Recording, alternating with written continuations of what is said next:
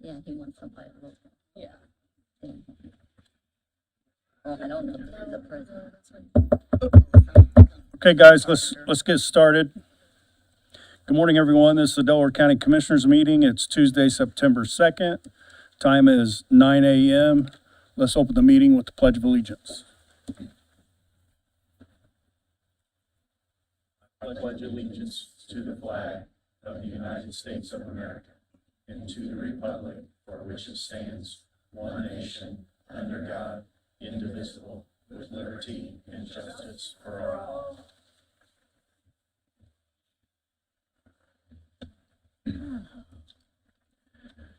Thank you, Ed. Could you call the roll, please? Commissioner Reagan. Present. Commissioner Brand. Here. Commissioner Henry. Here. Mr. Brook. Here. Okay, we'll go to, first we have Employee of the Month. Yep, so we have one Employee of the Month today from the Justice Center. I believe Mr. Hansard is going to present Allison Light. Jeff Hansard, Chief, Delaware County Probation, here to recognize Allison Light as Employee of the Month. Allison's been a long-term adult probation officer with the county for close to 20 years now. She's a exemplary employee, shows up every day, does her job, does it with care, skill, and a strong work ethic. She's kind of officer, doesn't really need attention or praise, just really focuses on helping others and doing the right things the right way. She's smart, dependable, and always looking for better ways to get the job done. She often comes up with new ideas or systems that help the whole team work more smoothly. She comes to the supervisor with an issue, we know it's something we need to look into or follow up. When a supervisor's out or there's a problem solved, Allison steps in without being asked. So if myself or the supervisor officer of the department are not there, Allison's kind of our dedicated fill-in supervisor. She's a leader among her coworkers and someone that everyone trusts, which really I think speaks to her character. She's also very focused on helping our clients get back on track, even when she works with people who are going through some very tough life situations. She's always calm, caring, and chill. She's had a lot of strange and challenging situations in her career, as you can might imagine. You might ask her one-on-one about some of those. They're doozies. But she still handles all those situations with confidence and professionalism. She's also has historically been the top collector for court-ordered fees and user fees, which is an important part of the job as well. Outside of work, Allison, like all of us, when employees come in the door every morning, we all bring a certain level of stress from the outside world with us, and especially those that work in public safety sectors, deal with a lot of tough stuff, crime and things of that nature. But no matter what's going on, Allison always shows up and gives 100%. She's someone who rises to the occasion, and we're proud to have her on our team, and she's a big part of the reason why our department runs so smoothly. So, Allison, thank you very much for your service. Congratulations.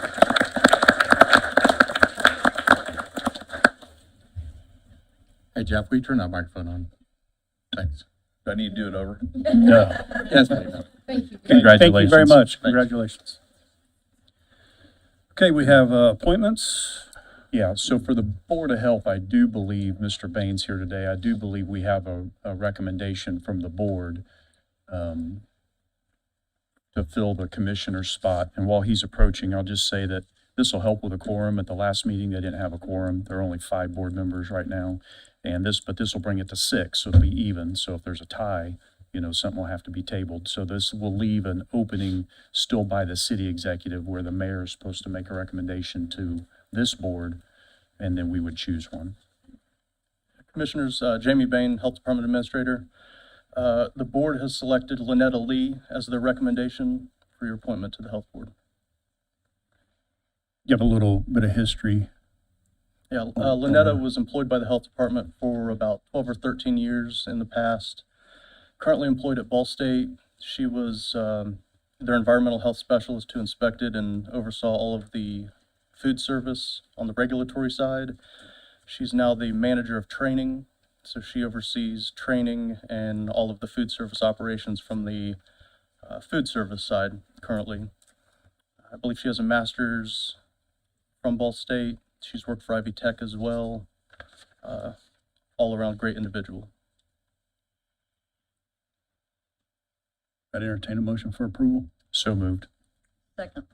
We have a motion to approve the request and a second. Roll call, please. Commissioner Reagan, Yes. Commissioner Brand, Yes. Commissioner Henry. Yes, Thank you. thank you. Thank you, Jamie. And Jenna, you'll prepare the letter, thanks. So Civic Center Authority Board, we still don't have a nomination to fill that third spot. And Fair Board, Sherry? We have 2 seats open and I'm receiving a few, people that are interested, but, I just haven't found time to, vet them yet. And, I'm just looking for someone that's strong to carry on. So this year we have about 7 that at the end of the year that we'll be appointing or reappointing. Thank you. Thank you. Go to table of business, the solar moratorium. I have no update. IU Health Master Agreement and Marathon. I'd make a motion to take the IU master agreement off the table. Second. A motion to remove that from the table in a second. Roll call, please. Commissioner Reagan, Yes. Commissioner Brand. Yes. Commissioner Henry. Yes. So this has been discussed since our January 6th meeting, and I would like to remove the request to renew the current IU agreement that's in place. I'd make a motion to Remove that. remove that request to renew. Pretty much, did they tweak it a little bit? Well, we intend to go a different direction one way or the other. So we've been asking for I think what you'd call a fee for service care model proposal from IU, which we have in front of us. And it looks like it would save us about $84,500 a year. But considering the Marathon agreement, which is later on the table, I think that would be a better discussion. I agree. So I'd like to kill this IU master agreement renewal request. And you made that I motion. made the motion. Second. Roll call, please. Commissioner Brand, Yes. Commissioner Reagan, Yes. Commissioner Henry. Yes. Next, the Yorktown land. Julie Baring, 3410 West Fox Ridge Lane. Hang on just for a minute. Entertain a motion to remove that. Motion to remove. Yes. We have a motion to remove that in a second. Roll call, please. Commissioner Brand, Yes. Commissioner Reagan, Yes. Commissioner Henry. Yes. Go ahead. I'm sorry. Okay. Julie Baring, 3410 West Fox Ridge Lane. I have emailed you last week the easement agreement prepared by Jim Trulock and the legal description prepared by Ashton's to get access to 600 West from our land. So this is a request for a 100-foot wide easement? Okay. John or Danielle, have you looked at this? I looked at the agreement, and I thought originally, I remember that it was gonna be smaller than 100 feet wide. I thought it was like 60 or 80 feet wide before, but now it's up to 100 foot wide. Since this is an easement, I don't believe that we need to jump through all the hoops because we're just granting an easement. We could still use the property, it's still the commissioner's property, but you're granting an easement across it. Right. But I don't know, I didn't understand why it's now 100 feet, so. I didn't realize there was anything prior to this, 60 or 80 feet. I didn't know that there I was. think that you represented that it was gonna be 60 or 80 feet wide in a meeting. Could you explain why it's 100? I think last meeting we said 100 feet because of the size of the land. We figured that there's probably going to be at least 2 frontage roads, a rear frontage road and a front frontage road. There's 109 acres total, so we figured that that's going to be, there's going to be a lot of volume going through the easement. Okay. So the intention is to develop that The intention is to develop 109 acres, yes. There's into, a right in, right out on McGalliard, but the only way you could go left is on 600 and hopefully eventually 600 will have a light up there to control the intersection. and the type of development? We're thinking that right now we've been looking at residential in the rear of the property and commercial in the front. Okay. Any other questions? And NDOT's already approved it. Yes, the access cuts are, they were out of a lawsuit, so they are, actually there. It's actually on the other agreement I showed, that's ingress egress easement. Thank you. What's your pleasure? I'd make a motion to approve. And second, We have a motion to approve the request and a second. Roll call, please. Commissioner Brand, Yes. Commissioner Reagan, yes. Commissioner Henry. Yes. So just let me know when I can pick that up. All right, thank you. Next, we have the BW Facility Maintenance Agreement. I'd like to leave that on the table pending our current, discussions with Recovery Solutions on Nelson. Okay, and then the Universal Roofing Contract, we want to keep that tabled I'd for now? like to keep that table. Okay. Next, we have the minutes from the August 18th meeting. There was some corrections made in this. Yeah, I would make a motion to approve with the corrections that Commissioner Henry sent and then I subsequently sent. Second, We have a motion to approve the minutes and a second. Roll call, please. Commissioner Reagan, yes. Commissioner Brand, Yes. Commissioner Henry. Yes. Next, we have property in Albany, 613 North Broadway. So this property came up in our unsafe housing meeting a while back, and we made the decision to take some action on this. I believe the right thing to do would be to convey this property to the town of Albany, but with the expectation that they tear it down. We have the monies to do that. Yeah, they'll tear it down. I thought this was on the deed sale list. This property on the deed sale list, whenever that occurs, I thought this property was there. If I remember right. Can we verify? We can get it confirmed, but I don't know off the top of my head. Okay. I agree, we need to, Because I've been working with Albany on, they've expressed a desire for this particular one too. So would they purchase it out of the deed sale? They're hoping that it didn't get sold and that the commissioners would transfer it to them. So we need to remove it from the, can we remove it from the sale and transfer it to Albany? Well, I don't know that, do they own it? They just own you just own a tax sale certificate right now. Okay, all right. So we'll see what happens. I mean, it's a burnout house. Yeah, It it needs was to a come down, two-story. and the town of Albany's been looking, they just don't have the funds to tear it down, but they've been looking to, try and do something with it. It's an eyesore for them, and Yeah. I know people's complaining about it. All right, so we'll look into that. Make a motion to table. second, We have a motion to table that in a second. Roll call, please. Commissioner Brand, Yes. Commissioner Reagan, yes. Commissioner Henry. Yes. Next, we have comprehensive financial plan, Mr. Cantz and Mr. Carroll. Thank you, Matt Cantz, Delaware County Council. As I'm sure you guys are all aware, we've formed a strategic financial planning committee. It's made up of Commissioner Brand, Auditor Ed Carroll, Treasurer Brad Polk, Assessor James Carmichael, and County Council Finance Committee of Eugene Whiteside, myself, and Jessica Piper.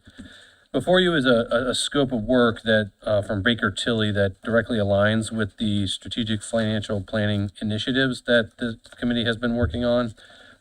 It lays the groundwork for the committee to achieve its goals, which include developing a long-term strategic financial plan, an asset inventory and management plan, a capital improvement plan, and establishing a bond rating for the county. The last comprehensive financial plan was completed several years ago. This engagement will provide the necessary updates to support those initiatives. The scope of work is in the latter part of the packet there. It's divided into several sections, all of which are critical to the long-term financial health with the changes coming down from the state on property tax reform. It's a menu of services. It's only to be utilized as needed and as we progress through the process. It does include an analysis of how that 2025 legislative session will impact our property and local income taxes. It offers an analysis of alternative revenue sources and ways to potentially optimize our current funds. the core of the engagement really is the development of that comprehensive financial plan, which is the beginning steps of a capital improvement plan, which we know is also needed here. This is a long-term model. It includes assumptions about revenues, expenditures, and capital outlays that we've been providing to them. Both Baker Tilly and Baird and Company, who we met with together last week, will engage with us throughout this process. Baird will be contributing to the comprehensive financial plan and the capital improvement plan.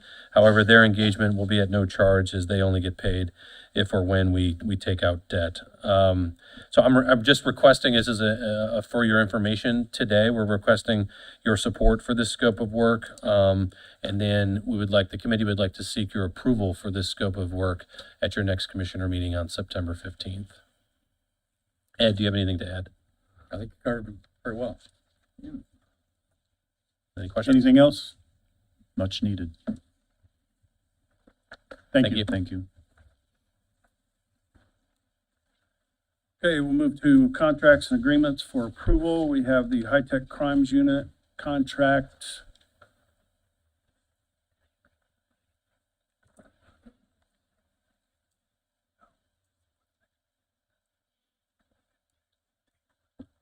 Chuck Zimmers, HTCU Director.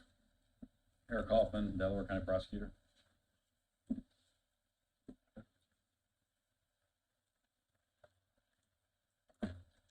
Can you guys explain the contract and agreement?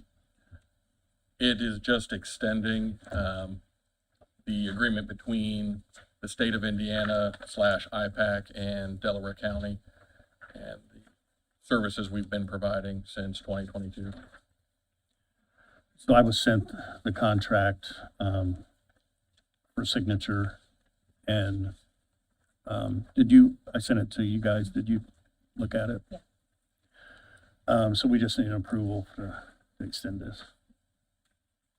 Do you do these same contracts with the other counties that you work with? No, Or just Delaware County? correct, because that's who was hosting this Ah. particular HTCU. The service area was established by IPAC after their goal was to service between 550,000 and 750,000 Indiana citizens. So that's how they determined the number of counties we got. But including Delaware County, we cover 11 on the east side of the state. Any other questions? Make a motion to approve. Second. We have a motion to approve this contract and a second. Roll call, please. Commissioner Brand, Yes. Commissioner Reagan, Yes. Commissioner Henry. Yes.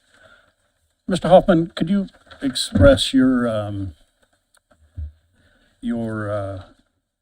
you give some information on how this has assisted your office and how it's helped your office, this particular high-tech crime unit?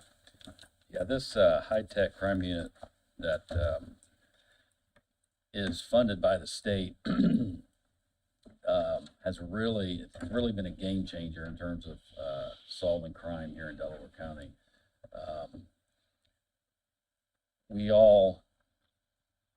Just about anybody who commits a crime carries a cell phone with them when they do it. And when we get that cell phone, we get a treasure trove of data, whether it be location data, pictures, texts, emails. And it doesn't matter what crime we're talking about, whether it be a crime against a person like murder, rape, or robbery, or whether it's a drug dealing crime or dealing resulting in death. Any of those cases, we get warrants for the cell phones. The cell phones come into the high-tech crime unit, which is now located on the 3rd floor here. And they go through that and parse that data out. And there have been multiple cases in Delaware County. I know that Zach Craig has tried, several that I have tried, where the data that was found in the phone was consequential in getting the person not only tried but convicted. It's really changed the way that criminal investigations work, not only here but everywhere else. I remember hearing when I took a tour that how long you would have to wait to get this information from the state. Yeah, So prior to the high-tech crime unit, we used to have to take our digital devices to the, what's it called? The State cyber- Police Lab. Cyber. The cyber crime lab at the state police. And the turnaround there was anywhere from 6 to 9 months. Now I'm hearing it's about a year, if not more. So that was always a problem. One of the beneficial things of having it here in Delaware County, even though we also service 10 or 11 other counties, is that if something happens here, whether it be in Albany or Eaton or Muncie or wherever, we can get that device to Chuck and the high-tech crimes unit that day, and hopefully have something to work on investigatively within 24 hours, which before it took about a year. So it's really fast-paced. And I really appreciate you reaching out to Ball State and getting some interns in here. That's, Yeah, the internship program is growing. We're thrilled. They're sworn investigators and certified in our tool. They're working cases. They're loving it. And with the added manpower, they can devote more time to a case than really we could. Usually, we process the data, get it in a human readable format, and just send that back to the submitting agency because they can look through it. A lot of it's text messaging and things like that. These interns have time, they're going through it and applying more high-tech knowledge than most law enforcement entities have. So they're servicing different data that maybe law enforcement wouldn't be able to piece together in that way. August just ended, had our highest case month ever. We had 40 cases come in last month. So it's growing. We accept cases from multiple federal entities, state, local. State police have been avoiding us.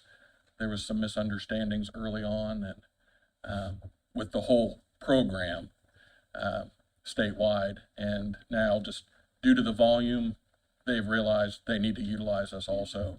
So I'm anticipating our numbers going up from the state police also.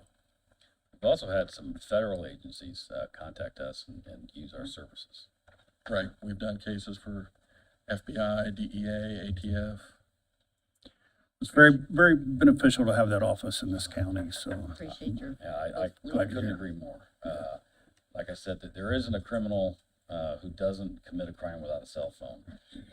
So did you hear that, everyone? Yeah. And I always tease people when we give presentations about the high-tech crime unit. I always ask, would you rather have me search your house or your phone? Now, 20 years ago, people wouldn't want me in their house, right? Now it's, oh, you can search my house, but you're not looking at my phone. Yeah. But with a warrant, I'm going to. So it's very beneficial.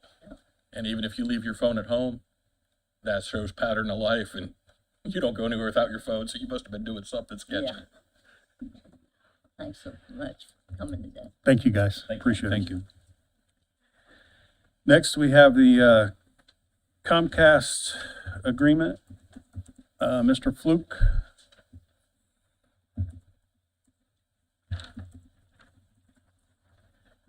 Good morning, Commissioners. Jim Fluke from the IT Department. What you have before you from Comcast is a 36-month agreement for a firewall device for the mental health facility. This firewall has to be put in place in front of the internet that's been installed out there to protect everything from outside. This also will be managed from Comcast side at this point. Somewhere down the road, if they just decided they want to get rid of this particular device or get rid of the management, that's able to be done with Comcast. This was kind of put together in the last 10 days to get this product available. There is like a 2-week delivery on this, so the monthly fee on that is $293 a month for 36 months, and there's an initial $550 install fee. And this is a full-fledged firewall that it's enterprise rated, so it's, can manage anything from, small to a medium-sized facility. This is one of the final steps before we can get certificate of occupancy. We have to have this in place so we can monitor the fire alarms and do testing. We can't even test and prove out the building without completing this installation. This Comcast thing has been a real pain.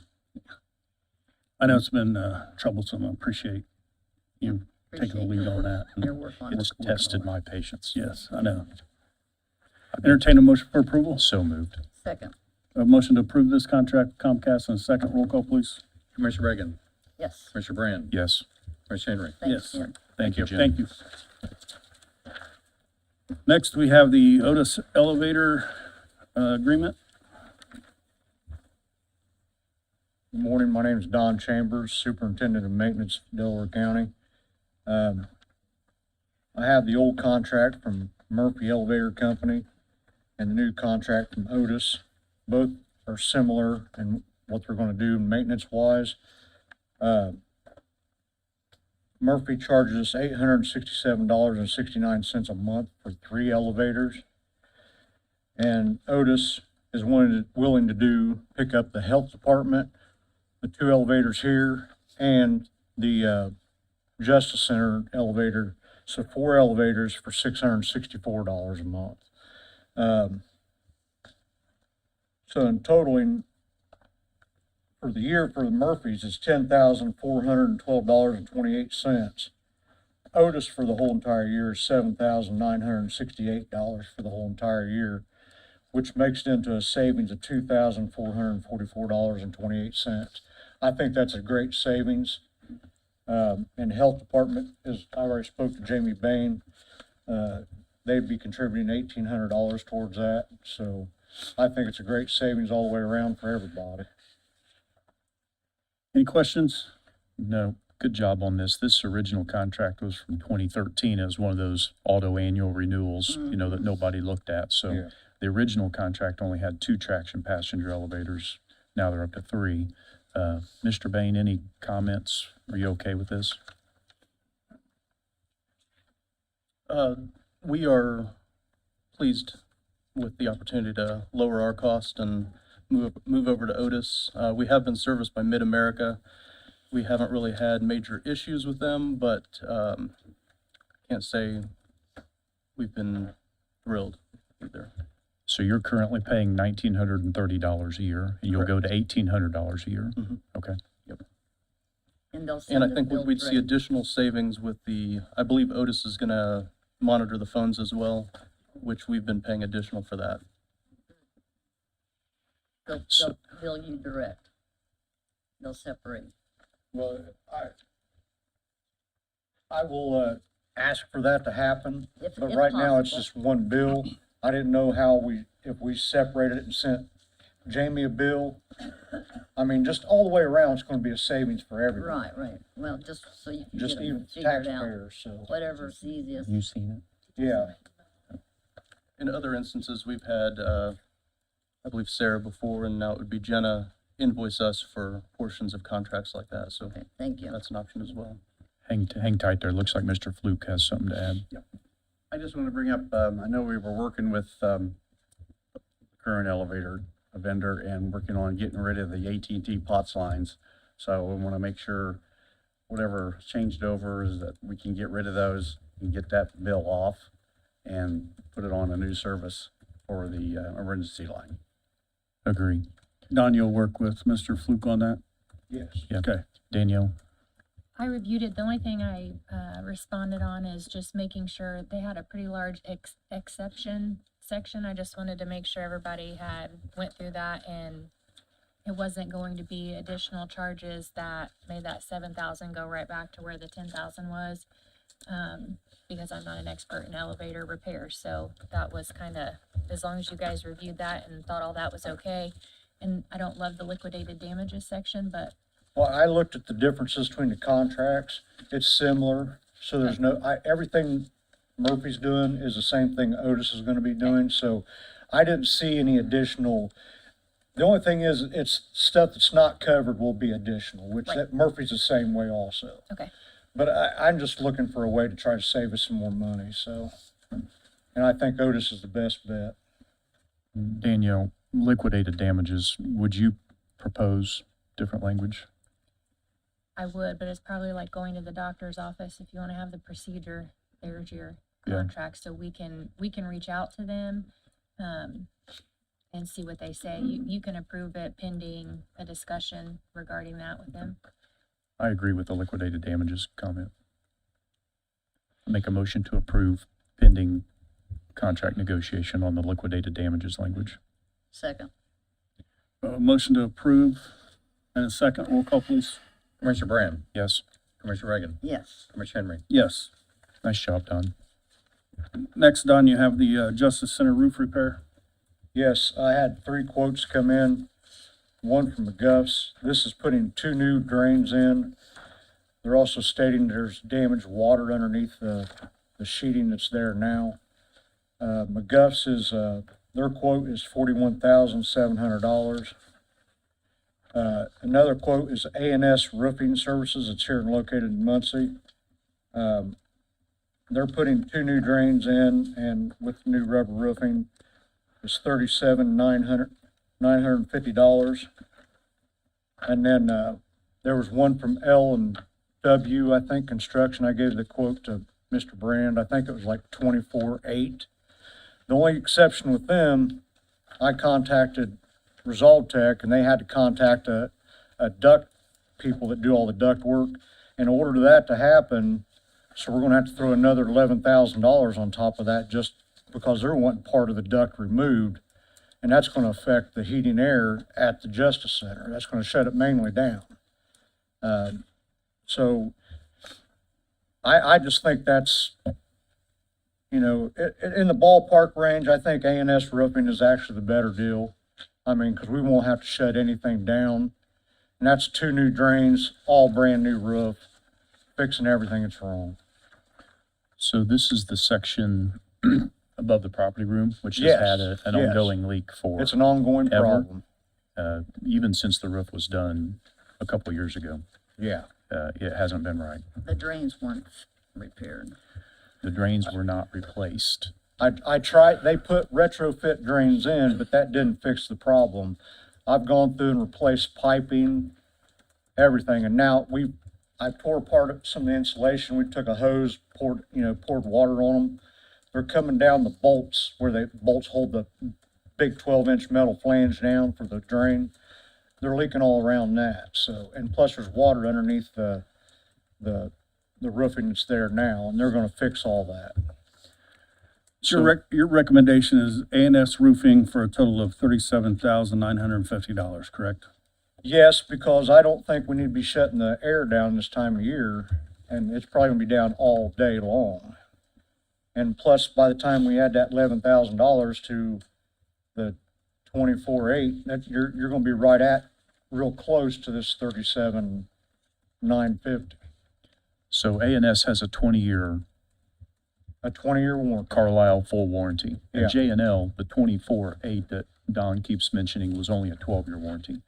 J&L had a 20-year warranty option for $28,200, and if you add the $11,000 to that, it makes it $39,000, which is more than the A&S. What is your pleasure? Well, we can't have the roofs leaking on the property. I suggest A&S Roofing. I think it's the better deal, so, because by the time you add $11,000 on, you're gonna be more than A&S Roofing all the way around. I'd make a motion to approve A&S pending legal review of the contract. Second. A motion to approve pending legal review and a second. Roll call, please. Commissioner Reagan, Yes. Commissioner Brand, Yes. Commissioner Henry. Yes. Thank you. Yes. Next, we have Delaware County Health Department contract with Indiana University Health. Mr. Bain? Yes, Commissioners, this is another agreement between our department and a community partner under Health First Indiana funding. So, IU Health is proposing a violence intervention program to be run through their emergency department. And our board has approved roughly $39,000 to support the creation of that program.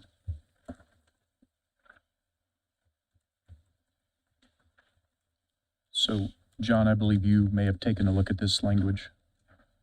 Yes. Excuse me, yes. I didn't see a problem with it. It's identical to all the other partnership agreements that the health department has with all the other entities, so. Okay. And then there was a question about, in paragraph 1, if the agreement had already been posted or if it would be posted after being executed. So the version you have there has already been approved by IU Health. Once approved by the commissioners, I would post it to start that 30-day timeframe that's required by the state. At the end of that time, I would affix the last signature to the document, making it payable, so we're meeting all of the state's requirements. Trying to shorten that time frame rather than waiting the 30 days for you guys to approve and so on. Understand. Any other questions? I move we adopt. Second. We have a motion to approve and a second. Roll call, please. Commissioner Brand, Yes. Commissioner Reagan, Yes. Commissioner Henry. Yes. Thank you. Thank you. Next, we have the Brook Source Agreement. Yep. So this is for the county engineer that I announced at the last meeting. We've hired a county engineer. He'll start September 29th. And the original Brook Source Agreement, they're a headhunter, a people finder. They had a 20% allowance on their agreement based on what the total pay would be. So the total pay for the county engineer, $120,000, but I asked them if they would leave it flat at $20,000. So what you have in front of you is a flat $20,000 finder fee from Brook Source, as opposed to the 20%. Appreciate you working on this. Any other questions? Okay. And I'll say 20% is pretty much industry standard, and it's on the lower end. Do I have a motion to approve? So moved. I'll second. Roll call, please. Commissioner Brand, Yes. Commissioner Reagan, Yes. Commissioner Henry. Yes. NDOT right-of-way contract. Yep, so this is a standard NDOT right-of-way contract for one of our projects that's going on. And what this will do is, after the agreement's fully executed by NDOT, they'll issue the PO to the NTP, and then Volkert, who we're going to use here, can get started on the right-of-way services. So this is for the reconditioning and resurfacing of a bridge. This is an 80-20 agreement, and the maximum would be $13,484 for the right-of-way work that would need to be done. So we would be responsible for 20% of that. And this is for the bridge on Eaton Albany Pike over Reese Ditch between Pine Street and County Road 350 East. That's in Union Township. It doesn't start until 2028, I believe. That's correct. I make a motion to approve. We have a motion to approve Second. and a second. Roll call, please. Commissioner Brand, Yes. Commissioner Reagan, Yes. Commissioner Henry. Yes. Next, we have a property request. Mr. Howard. I don't see Nate. Nate? Is Nate in the hallway? I guess not. So make a motion to table. Commissioner Henry, on your ANS agreement, just to jump back really quick, it does have on here that you are to deposit half of the contract, so pay half down. So that's going to need to be Yeah, negotiated. Don, on that ANS contract, Yes. they're requesting half down. I've- And we, I've already let one of the people know there that We can't make I've down already done payments. talk to one of them to let them know that we don't do half down. They take, we pay at the end of the job. okay, So thank they're you. aware of that. Okay, thank you. Thank you. Okay, we have a motion to table the request for properties. Do I have a second? Second. Motion and a second to table that. Roll call, please. Commissioner Reagan, Yes. Commissioner Brand, Yes. Commissioner Henry. Yes. Next, we have interim HR support. Yeah. So at the last meeting, Pam announced her retirement, and I've been on the search for two separate things. One is an interim replacement, and one is, will you hand that down to Commissioner Riggin, please? And one is for a long-term replacement. So today I want to talk about the interim replacement. I've searched three different location firms, including Brooksource. They range anywhere from $93.75 an hour up to $140 an hour. I have found with company here, Staffmark, a young man named Josh Jarvis. On the second page there, you'll find that something I discovered. Omnia is a company that pre-vets vendors for municipalities, and apparently Delaware County has an agreement with Omnia Partners, and Staffmark is already vetted through them. But short story long, this option would be $31 an hour for Josh in the interim, plus the fee, bringing it to, I think, $43.40 an hour. And Josh is available immediately. So if we were to approve this, Josh, the resume you have in front of you there, I've screened him. We could get him started as quickly as tomorrow. Sounds good. We do have I've seen a couple applications come in for this position as well. For the long-term solution, Yes. yeah, right now, I think we have 13 applications, including some people internal to the county already. Yeah. Yep. But this is just to do the interim. So, and Josh would be available, 24 to 32 hours a week based on what we need. I vote we approve. I'll second. So we have a motion to approve this agreement and a second. Roll call, please. Commissioner Brand, Yes, Commissioner Reagan, Yes. Commissioner Henry. Yes. I'll get a hold of Josh. Next, we have the marathon contract. So, following up, we had a meeting, we went and visited Marathon Clinic. It's out in Lindenbrook Plaza. We visited, I believe, August 21st. Looked at their clinic, liked the people that we met with, liked what they had to say. Our new benefits partner, Marsh McLennan Group, Pierre Fox from McGriff went with us.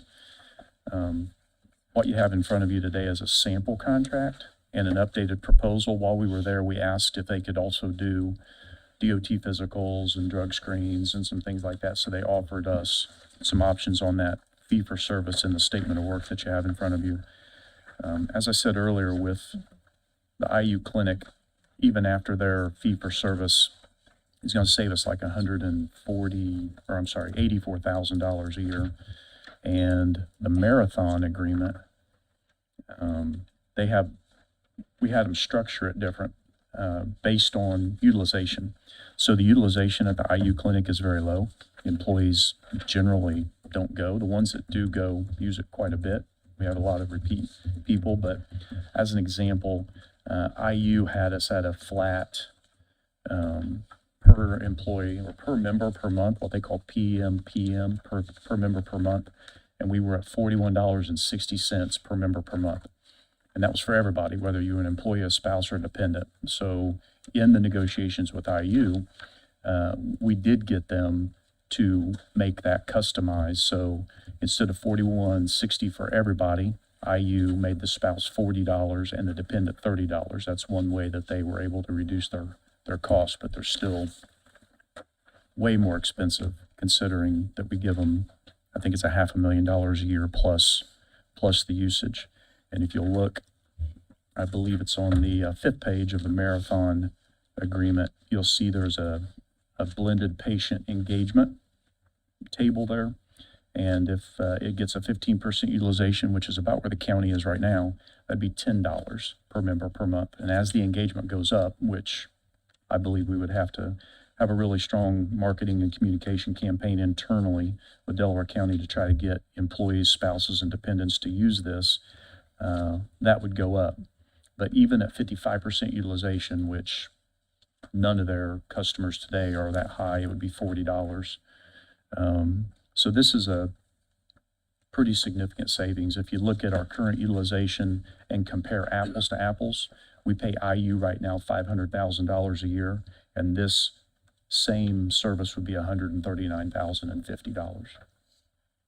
So it's $460,000 or $360,000 savings, apples and apples. Now, there's still a lot of work to do, in my opinion, with Marathon, but we are definitely on the right track. I don't know what you guys thought about I the visit. agree. I was impressed when we went out. I've been very discouraged at IU's clinic. I know a lot of the employees have also been. There is some employees that love it, but I received a lot of complaints about the clinic, so I'm not happy with it. Sure, you guys have any comments? I was impressed. We could get our usage up would be nice because they are very this group, pro health. Yeah. One concern I have, what I meant when I said, hey, I think we still have a lot of work to do is they currently have at the Muncie location, I think 796 members within a 25-mile range, and the city just switched to Marathon. So what they bring in, I don't know the answer. Make it up, 800, 1,000 members, and we're going to bring in another 600 or 720 or so members. So that's aggressive growth for them. I'm going to make sure that they understand it. And then I would like to see a final proposal, contract proposal from them, including the additional services that we asked them to quote. You want to table it then? Danielle, you were there at the visit. Any comments? I was impressed. I think as far as one of the benefits, the wait times that seem like a lot of the employees complained about, I don't think they're going to see that at Marathon. They seemed like they had their program together and quick, not a lot of waits, and everything seemed to run very smooth there. Yeah, they don't book as many appointments per hour, and they leave spots open at the beginning and end of the day for late calls. So I think that was a big plus. What I will say is, in my view, we have two options. We either go with Marathon or we don't do the clinic at all. And if we can't get our utilization up, it's not worth it to pay for this clinic, even if it's Marathon. That's my view. So I'm ready to move forward with Marathon myself, so I would entertain a motion to approve the contract. So move. we need to get an amended contract, but I will, Table it. no, I don't want to table it, but I think we need to amend the motion to get this is a sample contract. We need an approved contract. Legal needs to approve it, and then it's good. So I'll second his motion. there you go. Okay. We have a motion and a second. Did you get all that, Ed? Yep. Roll call. Commissioner Brand, Yes. Commissioner Reagan, Yes. Commissioner Henry. Yes. Next, we have the Delaware County Metropolitan Planning Plan Commission. Commission Yeah. agreement, yes. Yep, so there was an interlocal agreement sent over to the city a couple years ago to try to get the city to participate in the salary for the director for the planning commission. That's Kylene, does a great job. Thank you for everything that you do, Kylene. And somehow that agreement didn't move anywhere. From the city side, they said they approved it, but never received an invoice. They were paying for it out of their edit funds. The second year they had it in their edit funds, they didn't get an invoice. The third year they took it out of their edit funds. So I went and sat with the mayor. John Brooks sent me the old agreement, and what you have in front of you here is the city shall contribute an annual sum of $25,000 to be applied to the county towards the salary only for the executive director of the Delaware Muncie Metropolitan Planning Commission. And this has been reviewed by the city's legal, and this is signed by the mayor. So March and September, they're gonna pay half of it. That's correct. It is my opinion that it should come with a pay increase for that position. That's my opinion only. I always felt like that position did not Yes, receive enough compensation. yes. Yeah. And to Commissioner Henry's point, the original, I believe that was sent over 3 years ago was 20,000. This is 25,000. So this is an increase over what was originally asked for.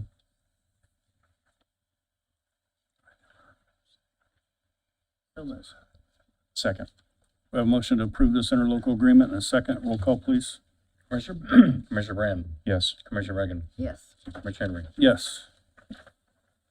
Next, we have another American Tower Audit Lease Amendment request. I believe, John, would you like this tabled so you'd have a little bit of time to take a look at it? I would, because I'd like to negotiate a little more with this entity to get closer to what we had with the other tower, so. Is this I agree with John. Is this the tower by Hyde Park? No, these are out There's the two highway. towers, I think, at the highway garage. Yeah. Yeah, 7700 West East Jackson. Well, in the packet that came over from Kimberly, I don't want to mess up her last name, Kutzler, there was a land lease agreement sample from Verizon Wireless, and it said Hyde Park site, but that was confusing to me. So I agree, I think it needs to be looked at. And then the original agreement looks to me like was from 2011, and it was for a 5-year term with all the renewals of 5 more 5-year terms. But that land lease agreement says it was a total annual rent of $8,000. And then there's a conflicting document, First Amendment to the land lease agreement, which was March of 2012, that had a totally different table. First year's 2,500, second year 2,500, third year 4,140, fourth year 8,000. I like the 8,000 a lot better, but I agree. I think we should. I'm I move we confused. table. We have a Second. motion to table, a second. Roll call, please. Commissioner Brand, Yes. Commissioner Reagan, Yes. Commissioner Henry. Yes.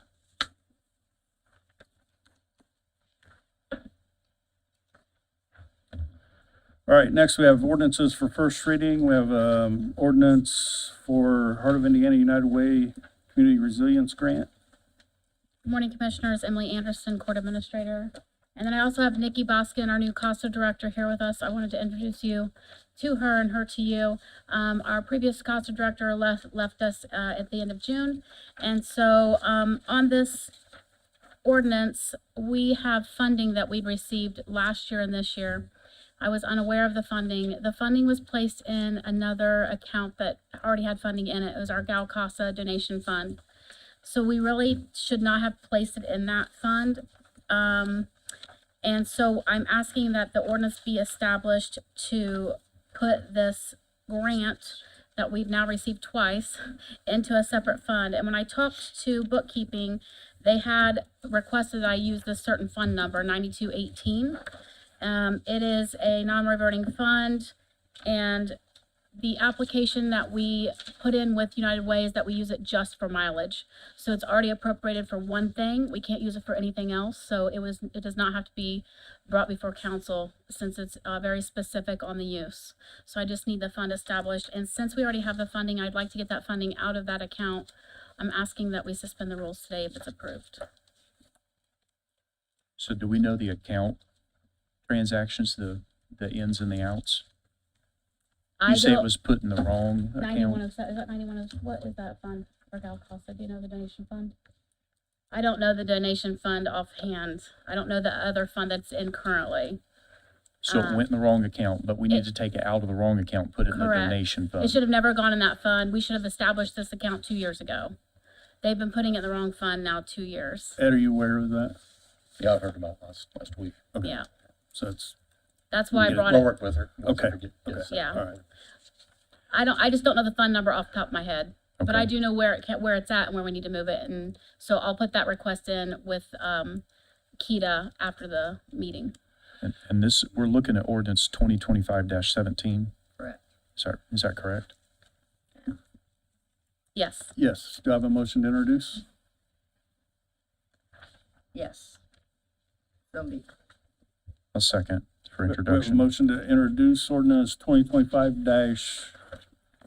017, and a second roll call, please. Commissioner Brand, Yeah. Commissioner Reagan, Yes. Commissioner Henry. Yes. You guys want to suspend the rules so we can get this done? And the urgency is because, The money's sitting in the wrong account. We have not spent it because we know it's not supposed to be in that account. when do you need to spend it? Well, You're already we got spending it July 1st, so we'd like to be able to use it. I mean, if you don't want to suspend it, we can hold on to the money longer, but really it's up to, they were asking me to get it done because it's sitting in the wrong account. Yeah, we can't do anything until this fund is actually set up. Yeah, And this is for mileage. right. For CASA, for the volunteers and for the CASA employees that visit all the children across the state. I'll make a motion to suspend the rules. Second. Roll call, please. Commissioner Reagan, Yes. Commissioner Brand, Yep. Commissioner Henry. Yes. Entertain a motion for adoption. So move. Second. Roll call, please. Commissioner Brand, Yes. Commissioner Reagan, Yes. Commissioner Henry. Yes. Thank you very much. I appreciate that. Thank you. You the next one also, this is a So- ordinance for Family Recovery Court grant. Yes, so in doing our closeout with Family Recovery Court grant, that's a grant that we have to return the money each year. Our other grants, we have similar grants with the state. They have requested that we have a separate fund, an alternating fund like we do with our juvenile grant. And I have a letter here, if you'd like to have it for your record, requesting that alternating fund be set up. Now, this is another one I'm gonna ask for suspension of rules, and I know it's last minute, but in order to hopefully get budget correct at budget hearings, we had submitted our budget under the 8192 because that's what our fund's always been. Now they're asking us to have our 2026 fund, 25-26 fund, our 26 fund to be the alternating fund. So council asked me to try to get this in today so that at budget hearing, we're gonna change that fund that was published. We're still waiting on SBOA to see if we can change it to the correct fund number 8193. So that's the one you have in front of you on the 2025-18 ordinances, that we establish this alternating fund and hopefully get it into the budget hearings so that we're correct for 26. Are there any questions?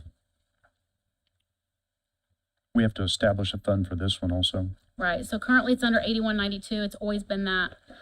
They prefer that we separate out every other year so that our closing out of each year is more apparent, more transparent on how much is left over.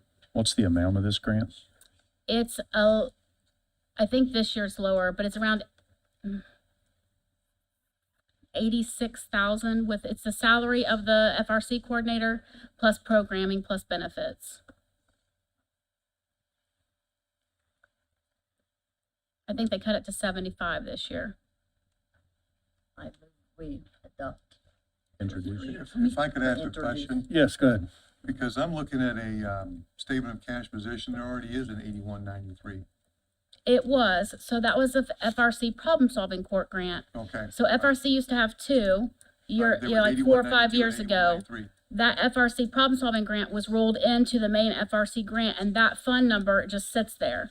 So we asked bookkeeping, Kita, could we reuse that grant since it's right beside it? And she said, yes, there's no rules that we can't reuse that one since it's a neighbor to 8192. And it was previously FRC, we'll just rename it. Okay. But there's nothing in that fund, it's already been zeroed out. Okay, all right, so you're just putting money in it, you're not creating a new fund. Well, Because the fund we are, because exists. we have to rename it, we have to actually, this would be the FRC, that was FRC problem solving court, this is gonna be FRC court grant, which is different. Okay, and is that the process in the auditor's office to have to, Yes, when you rename it, you have to, even though the because numbers still that's kind of a exist? dead number at this point, because that grant's no longer available. Okay, all right, that was just my question. Yep. Okay, so this is an ordinance to introduce So move. Second.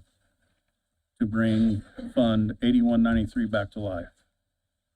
Roll call, please. Commissioner Reagan, Yes. Commissioner Brand, Yes. Commissioner Henry. Yes.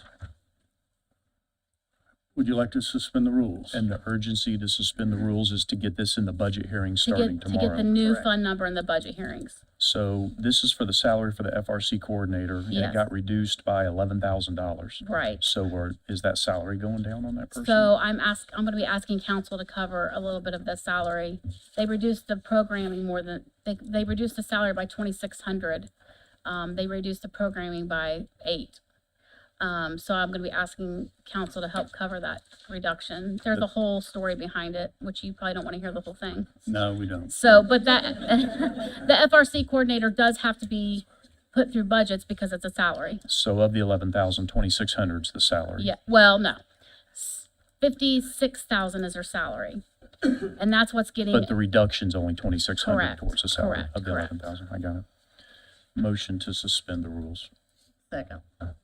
We have a motion to suspend the rules and a second. Roll call, please. Commissioner Brand, Yep. Commissioner Reagan, Yes. Commissioner Henry. Yes. Now motion to adopt ordinance number 2025-18. So moved. Second. We have a motion to adopt and a second. Roll call, please. Commissioner Reagan, Yes. Commissioner Brand. Yep. Commissioner Henry. Yes. thank you very much. Thank you. You're welcome. Hey, going back to the previous agenda item, I think that was put in, it was $5,000 that was in Fund 4102, the GAL. Yeah, and it needs to go into the new fund that we just approved. Okay. Needs to come out of 4102. Ed, you guys clear on all that, I'm guessing? Yeah. Okay. All right, next we have, ordinance for introduction, ordinance number 2025-19, an ordinance to amend an ordinance, regulating traffic on certain public streets in Delaware County. As per the request from the Highway Department of the Commissioners, I've drafted an ordinance 2025-19 to put a weight limit of 6 tons on County Road 400 south from Cowan Road to State Road 32. No Class 6 trucks may use that. Also a weight limit of the same amount of County Road 600 west from State Road 67 to the town limits of Yorktown. A weight limit of 6 tons from County Road 700 west from State Road 67 to State Road 32, and 800 west from State Road 67 to 400 south. There are a lot of trucks that use these roads as pass-throughs. They're county roads that are not really designed for that kind of use. And to make it clear, agriculture, semis Exempt, right, are exempt from this ordinance. as long as they're engaged in farming operations, right? Correct. Tommy? And Class 6 trucks are greater with making local deliveries to businesses are also permitted. Correct. Yeah, do you guys have any questions? We stop a lot of this. I call the trucking companies, everybody's looking for a cut through. So I have stopped a lot of these by calling the different companies. But this is one here, this area right here is one that's kind of out of control. And I'm not getting much from the businesses they're going to. I'm not getting any response. So I think this is really, really important to stop this in that area before they destroy our roads. I know the state police carry around weights or Scales. Scales. Do we have any portable scales? No, we don't have any access to that, but I mean, I think what we're trying to do here on this is pretty much keep the semis, the commercial trucks from using it as a cut through. I mean, any semi that's is gonna be over that, so that's what we're trying to do is keep the semis and the heavy trucks that's gonna destroy it. Unless it's a local delivery right off of there, but we've got a plan to double sign these at different intersections, which I can give you all. I mean, the signs are ordered. Hopefully this goes through, but we want to stress no commercial trucks. There were traffic counts done on this too, and the amount of semis that are using 400 is It's unbelievable. totally out of control, yeah. Yeah, it's out of control. I mean, we will have no road left if we allow this to happen. So hopefully these signs will make a difference. I mean, if I have to, I'll go out there and police it. I'll follow them to the factory and I'll go in and talk to the right person. I've not had a response from some of the places that I have tried to contact. So this will give the sheriff's department the ability to issue a ticket, right? Much like the cut through was up there on this? Yes, because there's a separate section for the violation of the ordinance in Article 16, Section 16-1. Yeah, 400 is not very wide. I pass a semi there multiple times a day. Any questions? Entertain a motion for introduction. So moved. Second. A motion to introduce this ordinance and a second. Roll call, please. Commissioner Brand, Yep. Commissioner Reagan, Yes. Commissioner Henry. Yes, thank you. Thank you all. Thank you, John, for extra work on that also. Next, we have resolutions for approval. Resolution 2025-13, resolution designating employee responsible in charge for projects involving state, federal highway matters and the Count Bridge Inspection Program. So previously, Angie Moyer was the ERC, called the Employee Responsible Charge, which is a certification the county needs to maintain in order to receive matching funds from either the state or the federal highway. In the meantime, I am the ERC, and during my ERC training, it said that we needed to adopt a resolution designating the ERC with the signing authority for the LPA, the local public agency. So that's what this is for, basically giving me the authority to sign on behalf of the county. With this position comes a lot of work, and we hope to, when the engineer comes in, we hope to get him as the certified ERC with Commissioner Brand being as a backup. So I just want to say I appreciate all your work that you've done on this. Congratulations. Congratulations for being part of that. Yeah, it is no reward, I can assure you of that. I would entertain a motion for approval. So moved. Second. A motion to approve this resolution and a second. Roll call, please. Commissioner Reagan, Yes. Commissioner Brand, Yes. Commissioner Henry. Yes. Thanks for doing that. Yep. I know it's a lot of work. Yeah. Thank you. Next, we have department heads and elected officials.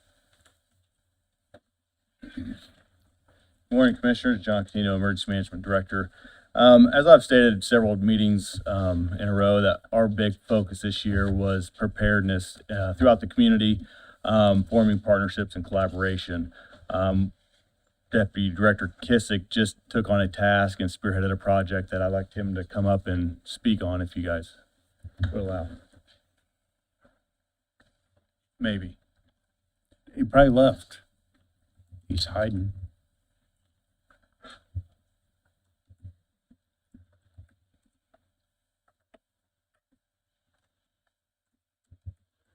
I would say you guys, along with EMS, did some hazmat training over in Jay County last week. Correct, we did. We attended a tabletop exercise with Jay County EMA and their fire department.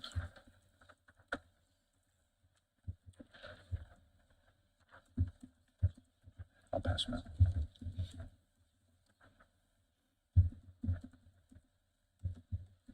Morning, Commissioners. Corey Kissick, Delaware County Emergency Management. Throughout the last several years, there's been a lot of issues along the White River, spanning from Yorktown to Delville, like where Morrows Meadows is with Canoe Country. Our office, along with the Delaware County Soil and Water Conservation District, has teamed up and did some planning to try to mitigate those issues. We came up with a mile marker project with DNR mile markers every quarter mile from the launch site there in Yorktown to Delville. With that project, we've installed these with permission from property owners from the launch site to Delville. These signs are up now, in operation, and they're integrated into the CAD system for Delaware County 911, as long as the crew force and the mobile shield force for law enforcement, fire, and EMS. Joe Hamilton with the Soil and Water Conservation District did the grants through the Ball Brothers Foundation, funded this whole project.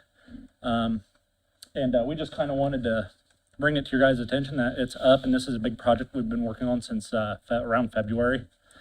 And yeah, that's it. Well, you guys did a tremendous job. I know Kyle helped you also with mapping and installation, and I just appreciate all your work on that. I know Yeah. it took a Yes. long time to get done, and it'll be very handy for our first responders as they get called out on the river.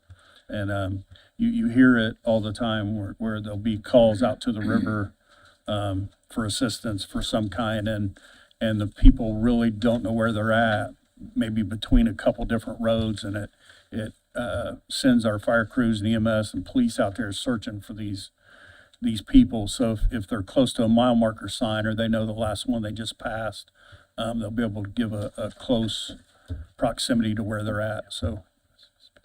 Yeah, so kind of long story short, what happens is somebody's out on canoe country, calls 911, it rings into the 911 center, dispatcher answers and says, "Where are you at?" And I mean, they're into like, I think Robbie Mixel from Canoe Country said around 70,000 people a year attend that. And a lot of them are not even from here, so they call 911 and 911 says, "Where are you at?" And they say, "I don't know." On the river. Yeah, we're on the river.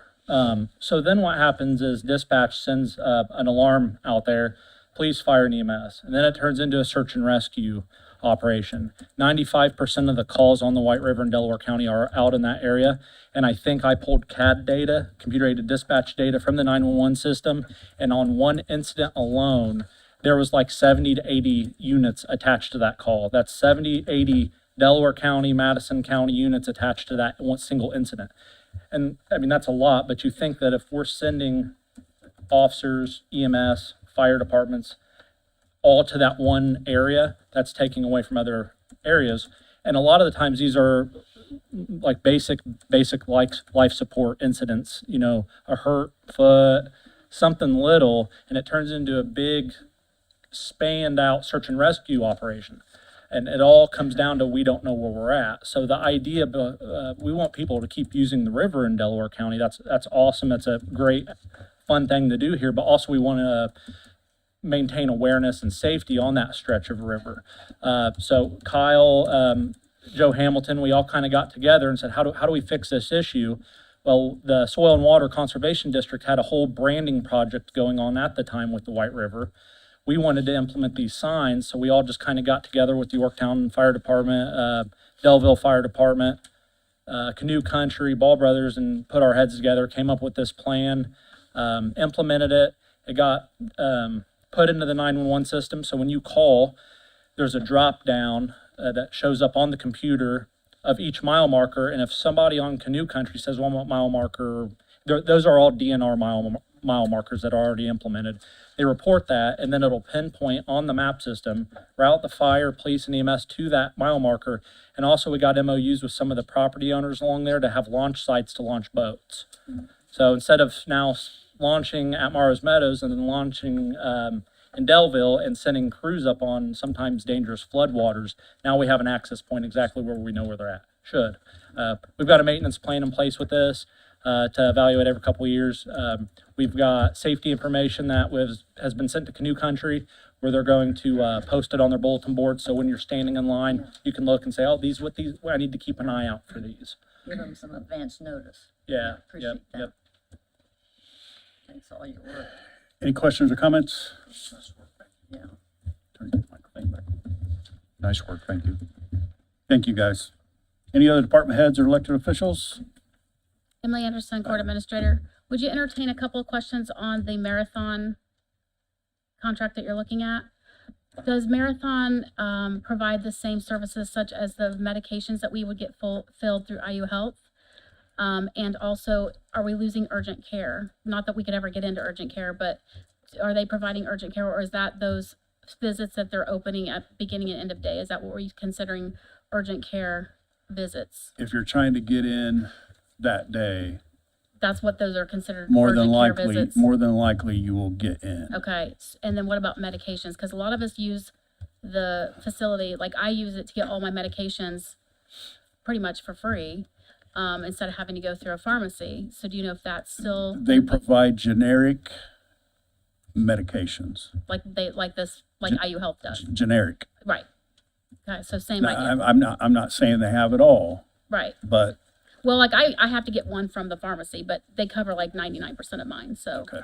So What we same did idea. agree, what we did agree to do while we were there, since Pierre Fox was there from McGriff, was to compare the medications that have been dispensed from IU to the list that's at Marathon to see if there are any gaps, Okay. and then react accordingly So it's after that. pretty similar, especially with the visits, since we'll be able to actually get in.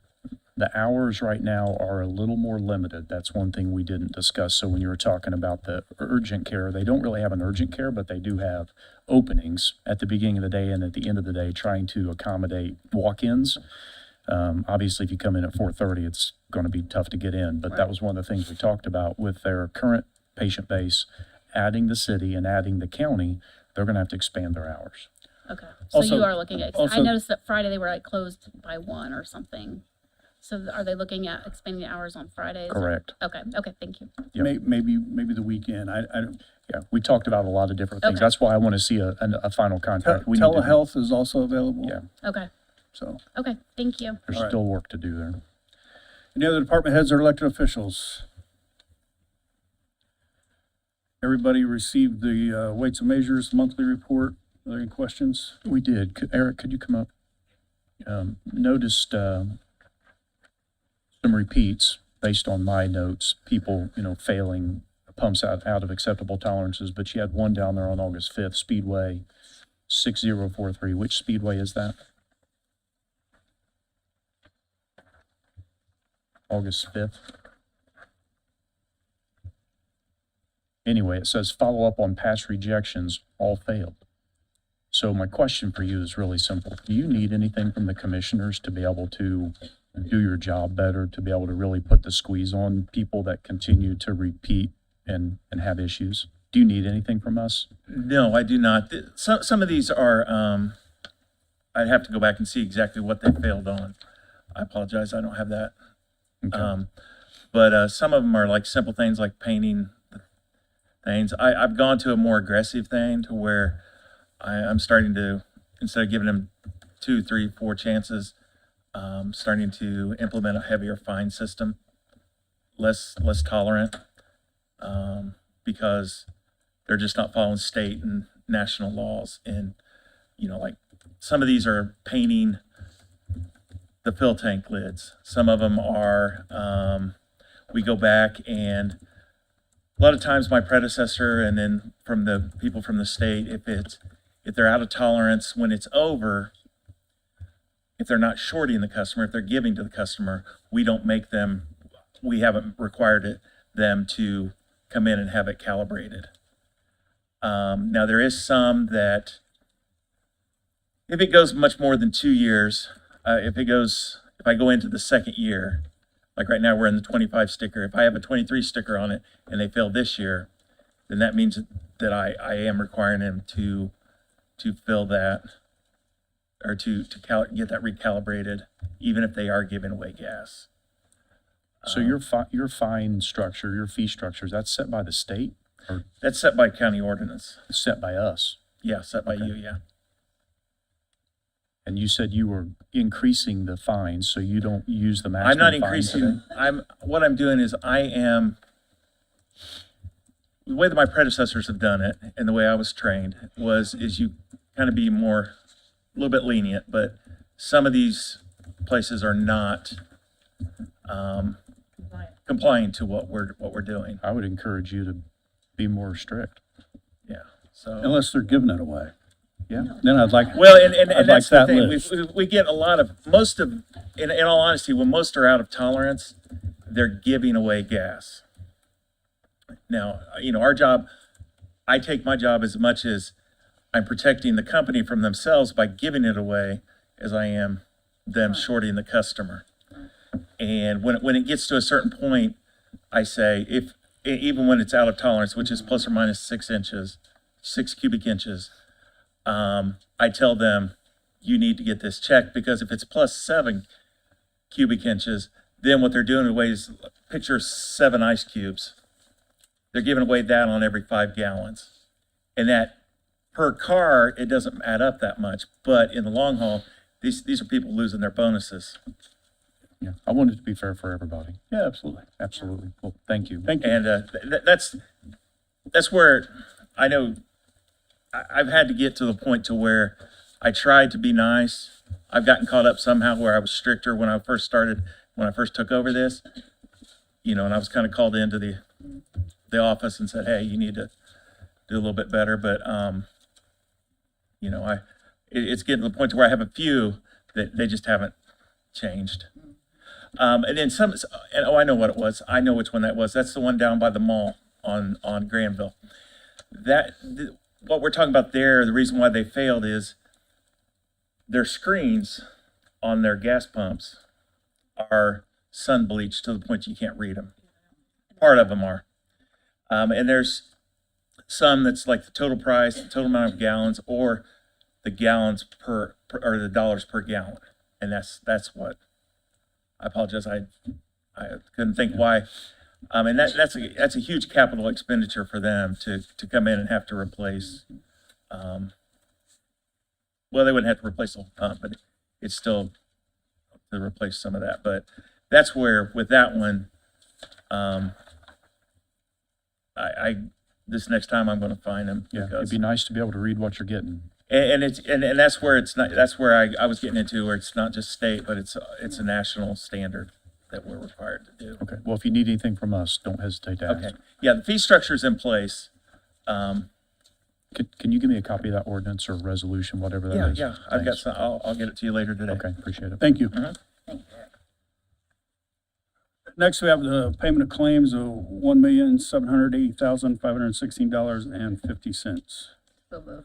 Second. May I explain a couple? Go ahead. Thank you.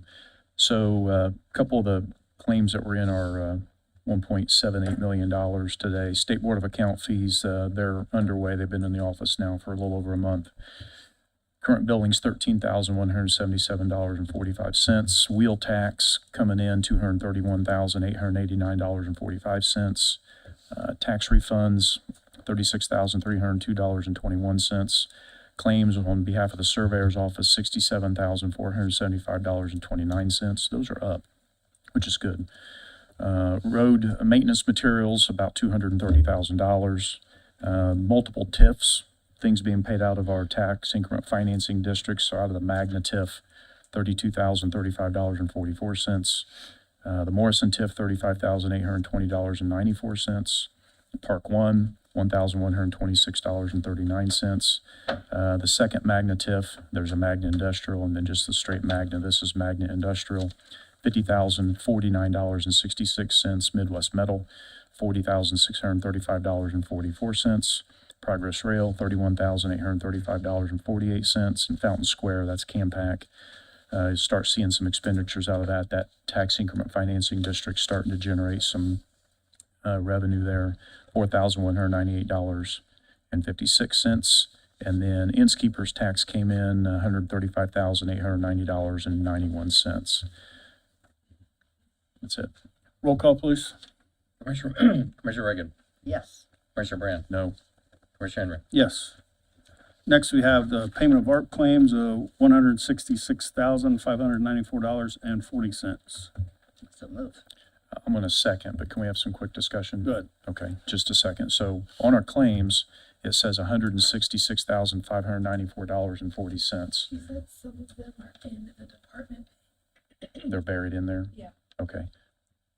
So can I have that one? But the ARP claim that was in our packet was $138,516.53. So I was trying to figure out where the other $31,000 was. You say they're in the departmental claims though, right? Yeah. Okay. No, that's okay. Yeah, I seconded. Okay. Roll call, please. Commissioner Brand, Yep. Commissioner Reagan, Yes. Commissioner Henry. Yes. Next, we have the payment of payroll of $1,020,444.86. So move. Second. Well, motion to pay payroll in a second. Roll call, please. Commissioner Reagan, Yes. Commissioner Brand. Yep. Commissioner Henry. Yes. All right, guys, we've got approximately another hour left. You want to take a 10-minute I break? think we should take a break so some of the people can leave Okay. if they wish. Get out of here. Motion to recess for 10 minutes. So moved. Second. We have a motion to recess for 10 minutes and a second. Roll call, please. Commissioner Brand, Yep. Commissioner Reagan, Yes. Commissioner Henry. Yes. We're recess for 10 minutes.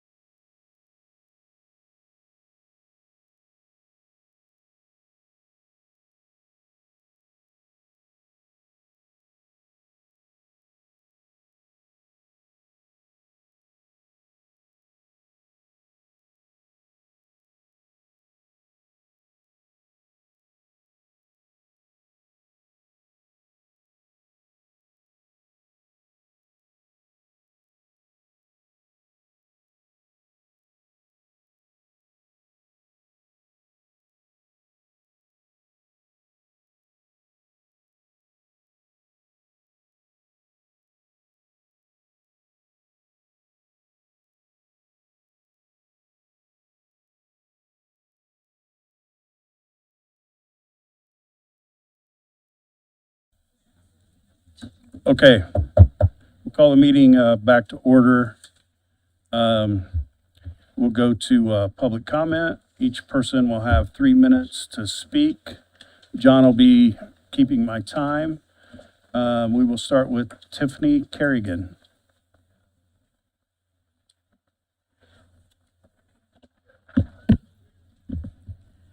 Good morning, Tiffany Kerrigan, 6210 North County Road 600 West.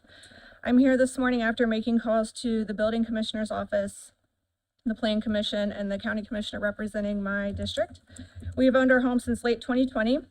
We've had great neighbors for the most part, and have the perfect balance between space and serenity while also having neighbors close by.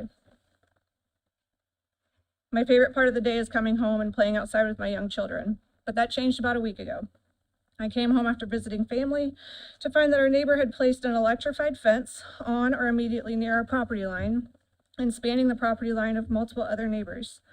As a mother of small children, you can see my immediate concern.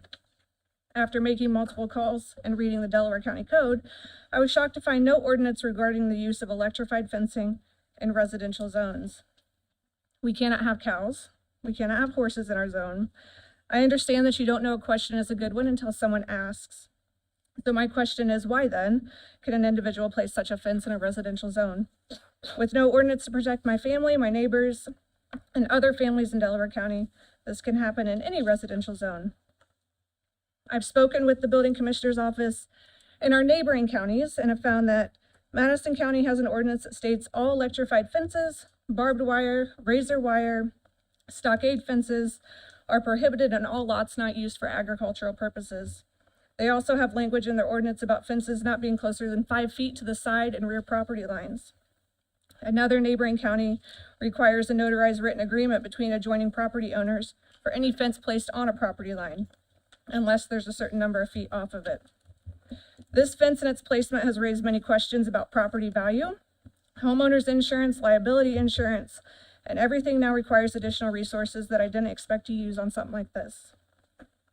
I never would have thought this would be an issue, and now I'm concerned about letting my young children play in our backyard given the fence's proximity to our property line.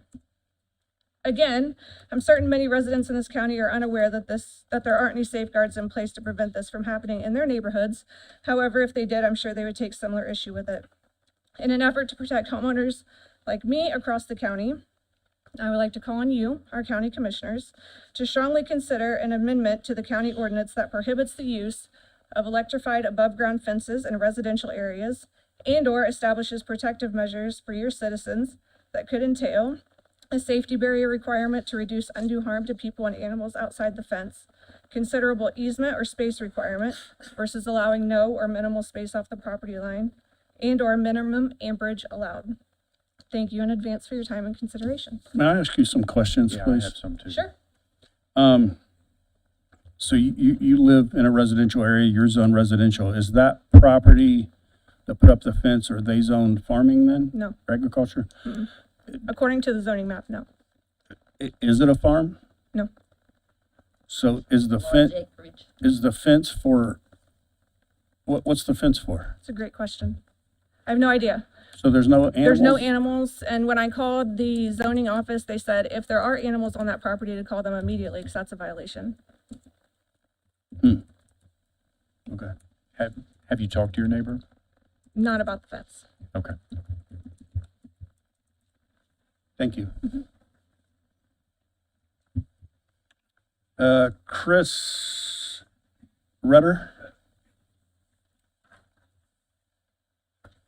Good morning, Commissioners. I was asked to speak. We're Chris Redder from Redder Drainage. We're a company in Randolph County, just about 25 miles from here. We were just asked to speak about one of the concerns on the utility scale solar project.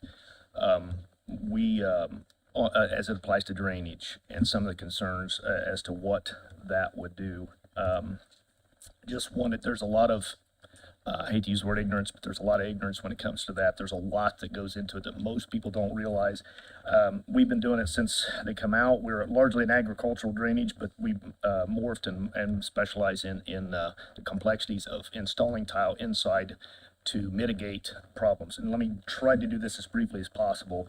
and I don't want to make this sound like a sales brochure. I'm just here to, obviously we could profit if we were doing business, but I just want to maybe explain the process because it's extensive. When the project area is laid out, the process that works tasked with doing a drain tile study, it largely aerial survey, coupled with publicly available data, elevation data, gives us a spider web, if you will, view that we can overlay on the design of the solar field. And at that point, we take that map and we figure out where all the non-participants and participants outlets are at. And at that point, that is priority one. And after that, we make a plan that will accommodate pile locations, and, all the infrastructure associated with utility scale solar. And we pre-install and then are there throughout the project to tie in existing tile, I guess. And that, along with the seeding that's a part of all these projects, really returns the erosion. The erosion problem would be much less than what it would be with a cornfield. And I might add, we're farmers. We're small participants in solar, but largely we're just here from the perspective of the drainage aspect. And I know there's many concerns on solar. We're just trying to give you a little more information, but that is the plans that go into mitigating any tile damage and flooding of neighbors, participants, and non-participants. That's where there's a lot of effort put forth and a lot of capital to assure that it meets those criteria. And I guess if I could sum it up, we within our little company, we're kind of a measure. You've heard the saying, measure twice, cut once. It's probably could be like measure 10 times and cut once, because there is a perspective out there that you just repair the tile that's there, and that we've found does not work. There's got to be a comprehensive plan, and that's what we found has worked over the years. And Randolph County's got quite a few acres under panel, and it's worked. It's working pretty well at this point. So That's these 3 minutes. thank Do you. you have business cards, sir? I do. Okay, if you don't mind, just leaving some on the desk for us. Okay, Thank you. Thank you. Yeah, thanks for coming. Next, we have Cheryl Swingley.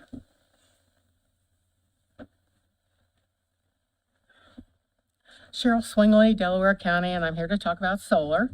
If you vote in September to accept the ordinance recommended by the Plan Commission, it will kill utility solar, which is renewable and clean, unlike what I'm hearing about a highly polluting fossil fuel natural gas powered power plant.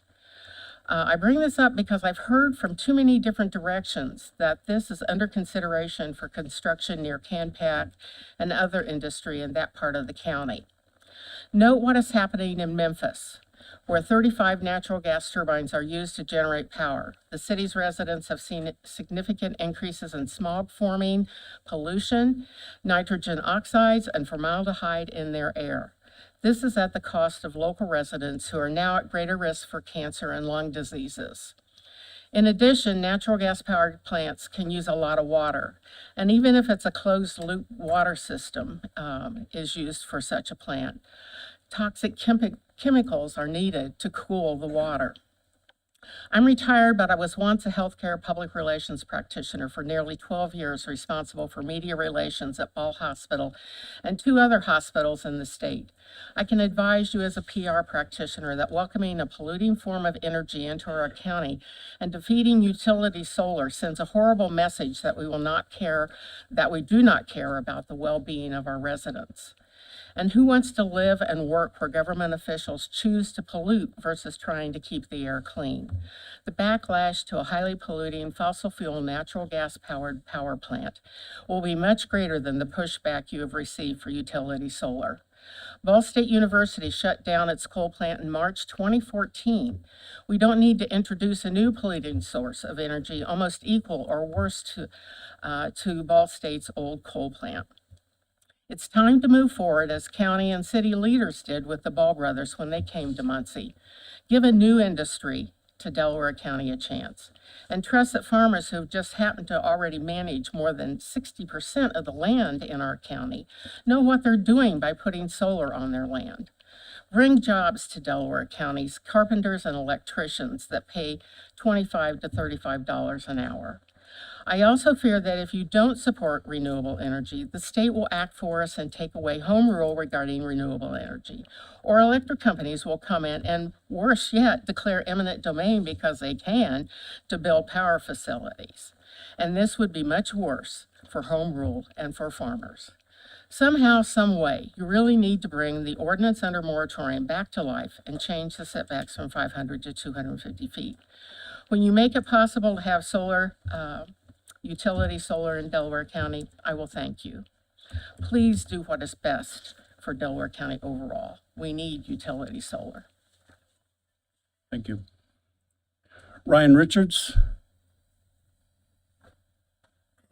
Ryan Richards, 10191 West, 1200 North, Gaston.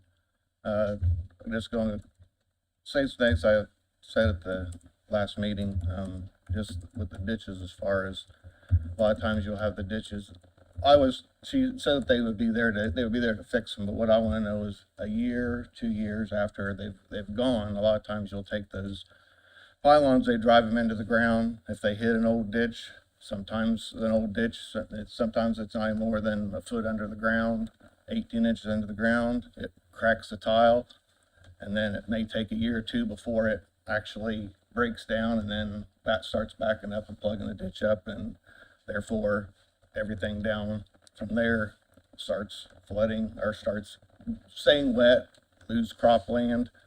I had this because we had another farm where it had some ground that was in set aside. They ended up breaking a ditch down to more or less create a wetland, and we farmed on the other side of the fence. We didn't know why all of a sudden that spot was getting wet until later on I was able to actually farm that ground that was in set aside. And then we found out from them that they actually broke it down in order to make a wetland, which in return we would lose 3-4 acres a year just on that one little spot there. Because it would always stay wet because they broke the ditch down.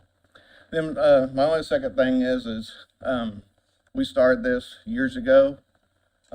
We were told many times that we were the only ones it wouldn't affect. Nobody else cared but us. We were here, we fought it, we spent a lot of our money on it, and then all of a sudden now it was sent to Royerton, sent letters. Now all of a sudden you got more people come in. It's not just one person or one group. Send it to Cowan, send it to Daleville. You're gonna have people, people aren't gonna come in here and oppose it until it's in their backyard.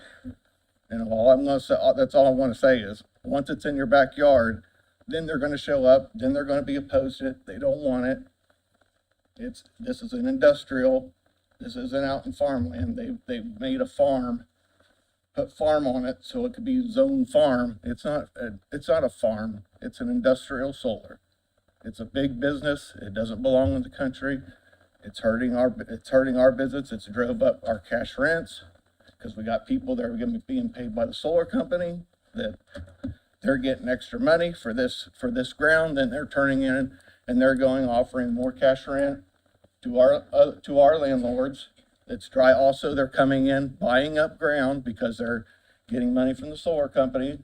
So I know that's what's raised land prices, because it's rose astronomically from within the last 3 or 4 years, what it took to go from what it was 15, 20 years ago to what it is now. It just grew, and that's what it is. And all the people that are buying it are people that are to sign their ground up for solar. They're the ones that are playing the big ground. Thank you, Ryan. Thank you. Mara Huff.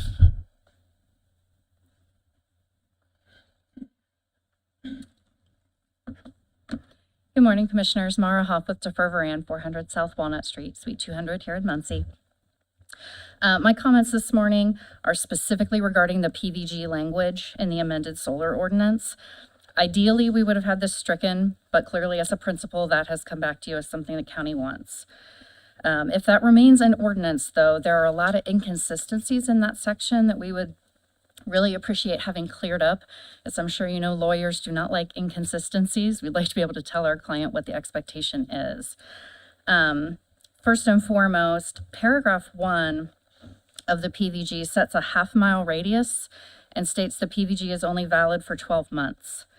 Then the second paragraph requires a surety bond that is for a 3-mile radius and 20% of the assessed value of that entire 3-mile area.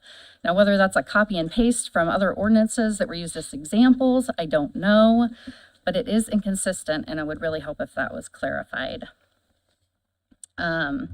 Additionally, in the language, it says that the PVG has to be offered. What's the timing on the offer? How many times do we have to offer? Do we have to offer it by certified mail? How do we show a good faith effort in making that offer? We have to agree on the appraisers that are going to be used with the landowner. What if we don't agree? What's the timing on how many times we have to attempt to agree? And what would be grounds for rejecting a selected appraiser? When would it be considered not accepted but offered, so we can check the box even though we never entered into an agreement? Additionally, the surety bond requirement, I'm not sure that the actual uses of a surety bond have been explored. I would love to hear from a surety bond company if things like an appraisal or a difference in the value of a sold property are actually claims that could be made on a surety bond. Since the Plan Commission did not discuss the PVG at all during the 4-hour meeting, we don't have any clarification on this section. I would encourage you either to amend that on your own or kick that back to the Plan Commission to specifically look at that section and give us the clarity that we need. In addition, I would recommend that if some type of bond requirement stays, since it is tied to pulling the ILP, that it not stay in section 11B, that it be moved elsewhere, because section 11 is part of the application requirements for the development plan. So just to clarify when that timing needs to happen and who it needs to be filed with. So I think that both the planning office and all your developers coming to you that are trying to follow your ordinance would appreciate clarity on that section. Thank you. Thank you. Next, we have Mark Krebs.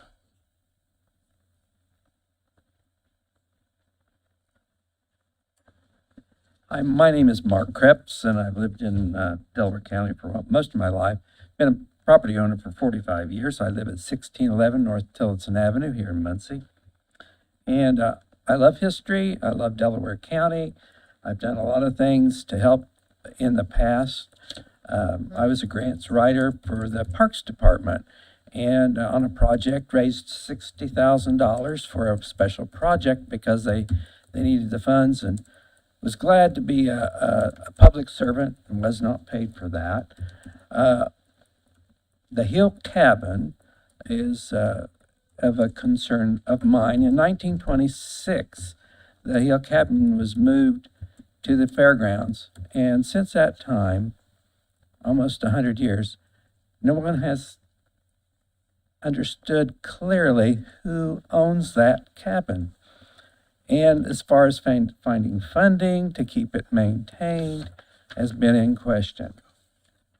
At one time, the Delaware County Historical Society, which I belong to, put a sign up in the 1950s said, "This is our property and that we own it." So there was a cause of confusion at that point in time, and that has continued up to this day. Well, I did some research, and actually last year, when I talked to the Delaware County Treasurer, Michelle Slavin, she highlighted the Hill Cabin on her computer, and over the Hill Cabin, it came up the ownership as being the Delaware County Commissioners. So with that information, I want to provide to the commissioners that we have that as a resource. Mrs. Minatrista is interested in that, keeping it restored and used as a historical site for students in the future. Ball State University is interested as well. And so I belong to the Society of the War of 1812, Mississippi Memorial Battlefield Society, which has several hundreds, almost 1,000 reenactors that are willing to use that site as an instrument for our children to learn about the past. Notice our seal up there has a plow, and that's what William Hill would have used 200 years ago. William Hill was a War of 1812 veteran. I honor our veterans, and especially the War of 1812 that I belong to. I'm a treasurer for the State Society of the War of 1812. So with that information, I'm willing to be a grant writer. I approached Ball Foundation, Ball Brothers Foundation. They said, you cannot do that because the commissioners have to do that. And so if the commissioners ever wanted to have someone to be a grants writer, I'm willing. And as I did with the park department, I received no money to do that. I want to volunteer, and now that I'm retired, to make Delaware County a better place, and particularly see that the Hill Cabin is restored and can be used as an educational site for children. Thank you, Mr. Krebs. We definitely would be interested in your services, especially for that cabin. We have pledged $12,000 to fix the roof on the cabin, so thank you. Thanks, Mark.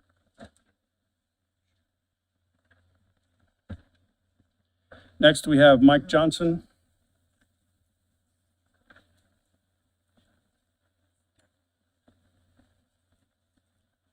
Hello, my name is Mike Johnson. I live at 11701 North County Road 200 West. I want to thank the county commissioners and the planning commission, and especially county commissioners, for all the work that they've done on this solar ordinance. I started coming to these meetings last year when this topic first come up, and I've learned a lot, and I've seen a lot, and I appreciate everything you do. I support the ordinance. I support the ordinance, and it should be approved. I think it's a good ordinance. I keep hearing about jobs, union jobs. I've been both union and non-union. These solar jobs are temporary jobs. They're going to be built, and then those employees are going to leave, and there'll be just a couple taking care of these solar facilities. There are jobs in Delaware County. Business comes to Delaware County. You've got CanPack, you have Progress Rail, you have Midwest Metal Products, you have Mersix, you have Muncie Power Products. These are just to name a few. So Delaware County is open for business. I want to commend the first lady that stood up and talked about the fence in her yard. I believe she's exited. I hope she gets her fence issue resolved no matter what the situation is. But she was talking about how the area, how she likes it, how it looks, how she likes coming home from work every day and having the peace of serenity. She will lose that because at some point she will look out and see a huge fence and possibly industrial solar panels. The gentleman that just spoke about the cabin, he was talking about how Delaware County is a beautiful place and he wants to make improvements and he wants it to keep it that way, and he wants to volunteer and help do some grant writing. I think that's great. I want to keep it a beautiful place too. And you know what? Like I've said in the past, if these industrial solar panels go in, this will not be a beautiful place. And again, I just want to thank the county commissioners and everybody else that's worked on the solar ordinance. Thank you. Alan Goebel, I believe. Yes, it is Goebel. Alan Goebel, 3401 West County Road, 750 North. As a lifelong Muncie resident and a resident of northern Delaware County since 1983, we decided to build our forever home in 2000, which happens to be 0.2 of a mile from one of the proposed farms on the industrial solar project. I first want to thank the commissioners for all the time, expertise, and went into the ordinance that was presented and approved by the Plan Commission with an 8-to-1 vote. My request is when time comes for the concerned citizens of Delaware County, that you approved your supported ordinance that you put together, which we hope will be best for the Delaware County citizens. Thank you so much. Kim Meyer.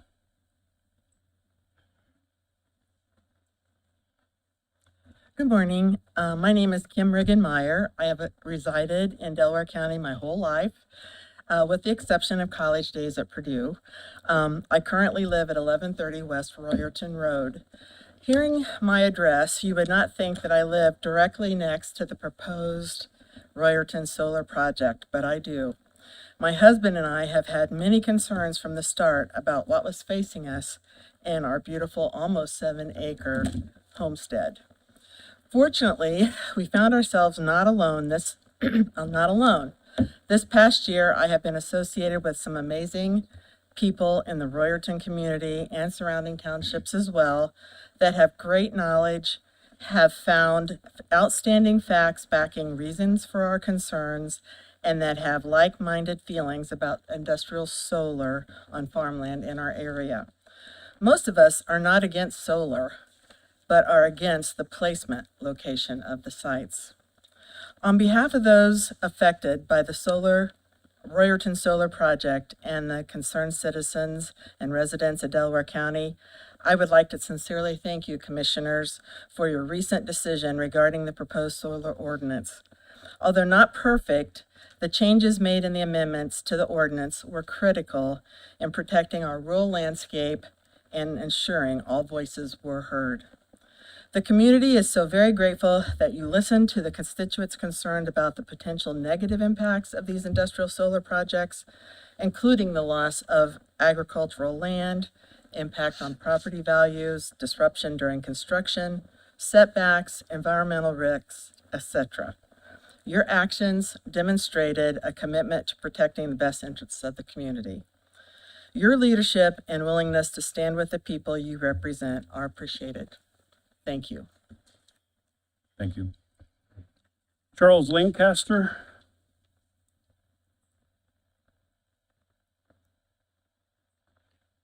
Charles Lancaster. Donna, is there anyone out in the hallway? Is everybody's in here now? Okay. Joe Russell.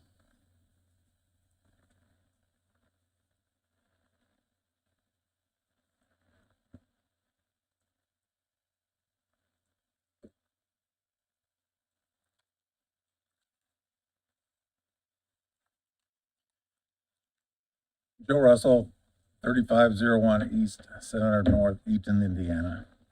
So it's, as Yogi Berra said, it's deja vu all over again. It seems like we've been doing this over and over and over and over. So, the brief recap, I don't know, 6 years ago, more than that, someone far away decided fossil fuels are no longer to be used. And at that time, renewable energy was affordable and clean, and all of a sudden, Delaware County found itself kind of the epicenter of a place to build it. So, Marta Moody got really busy, quickly put together a very good ordinance to deal with that. The solar companies went out and found parcels. Everyone is asked yes or no if you want to participate. If they had several yeses connected, that was a possibility for a solar site.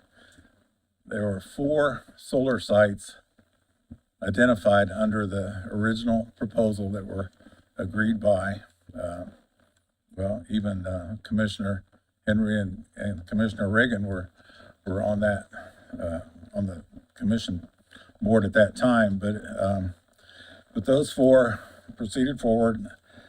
The comprehensive land use plan is an agreement to help neighbors that with dissimilar uses of their land maybe get along. It's not perfect. There's some give and take on both sides, but in this case, it looks like those opposed to solar have mounted a pretty good campaign. The comprehensive land use plan is general. It's not to micromanage. the going from 10 to 21 pages is certainly in the micromanagement realm of solar.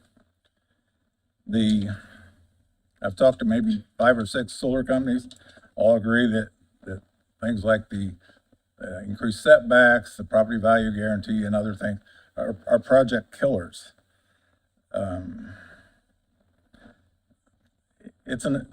As a farmer, it's an assault on our farmland. So between the CAFOs and this, our farmers are losing opportunities to manage our business in a profitable way that fits our family, as is going on elsewhere across Indiana, across the Corn Belt.